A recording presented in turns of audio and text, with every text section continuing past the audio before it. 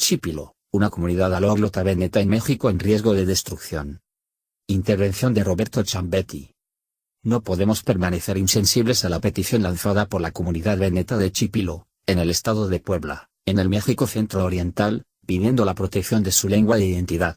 Hablamos de una zona histórica de gran relevancia para la historia de México y de toda la humanidad. En la zona arqueológica de Cholula se encuentra la pirámide más grande jamás construida en el mundo, cuyo volumen es aproximadamente 3 veces mayor que el de la pirámide de Keops, mientras que en el valle de Tehuacán los hallazgos arqueológicos se remontan a 7000 años antes de Cristo.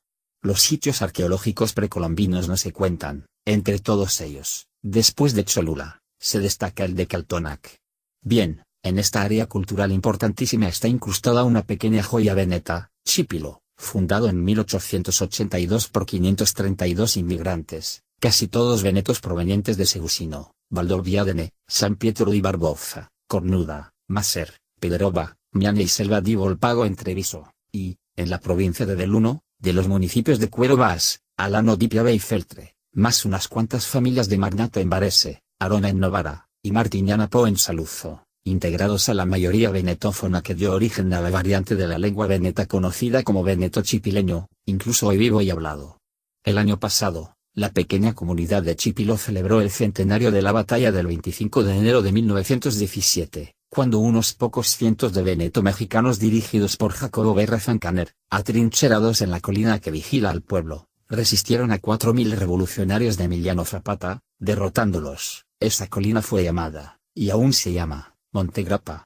El pueblo de Chipilo se ha mantenido intacto y contiene no solo sus aspectos urbanos originales, sino también el sistema socioeconómico típico de la región del Veneto, con una fuerte propensión a la cría de ganado, la producción de embutidos y quesos, especialmente apreciados en México, además de la artesanía en madera.